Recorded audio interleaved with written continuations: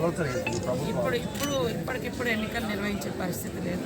దానికి సంబంధించి ఎట్లా చేయాలనేది ఇవాళ రేపట్ల ముఖ్యమంత్రి రేవంత్ రెడ్డి గారు వారి ఎన్నికల క్యాంపెయినింగ్లో నేను అధికారంలోకి వస్తే సర్పంచ్ల పెండింగ్ బిల్లు క్లియర్ చేస్తున్నారు, మీరు అధికారంలోకి వచ్చి ఇంకొక 2 రోజులు అయితే 2 మాసాలు అవుతుంది, ఇప్పటివరకు దాని మీద ఏం చర్యలు తీసుకుంది?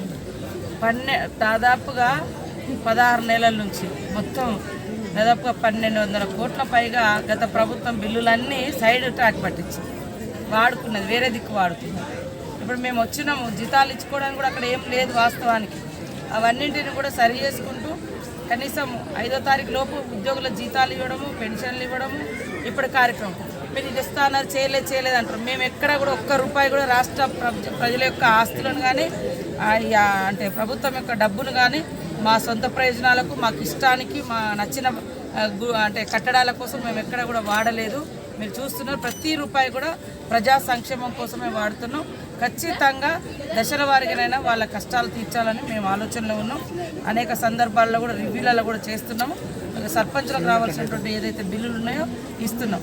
కానీ ఇలా వాళ్ళు మాట్లాడుతున్నారు, మేము రాగానే గొంతు విప్పుతాం. ఇదే గొంతు మేము అసెంబ్లీలో విప్పితే సర్పంచులకు ఒక్క రూపాయి ఇచ్చేది లేదని అన్నారు, మీకు తెలుసు. ఇప్పుడు ఇక్కడ ఉన్నటువంటి నాయకులు మేము అడుగుతాం ఆ డబ్బులన్నీ కూడా ఎప్పటికప్పుడు వాళ్ళు స్టేట్ ఫైనాన్స్ వచ్చినటువంటి ఏవైతే ఉన్నాయో అవన్నీ వాళ్ళకి ఇచ్చేస్తే ఇంత ప్రాబ్లం ఉండకపోవు వాస్తవానికి.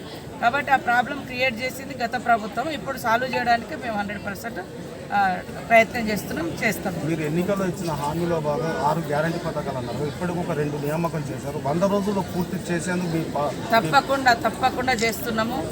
ఇప్పుడు రేపు రాబోయే కాలంలో 2500 ఉమెన్కి కానీ, కరెంట్ కానీ, గ్యాస్ కానీ ఇవన్నీ కూడా చేస్తున్నాం. ఒక్క గ్యారంటీని మేము స్టార్ట్ చేస్తే గోల్ పెడుతున్నారు. మీరు చూస్తున్నారు, ఆడవాళ్ళు అనుకుంటారు బస్సులల్లో, అలా కూడా వాళ్ళు క్రియేట్ చేస్తున్నారు. కొంతమంది అట్లా కొట్లాటలు పెట్టడంలో కూడా కొంతమంది వాళ్ళ టీములను పంపించి, అంటే ఆడవాళ్ళ మీద గత ప్రభుత్వానికి ఎలాంటి ఆలోచన ఉందో మీకు తెలుసు.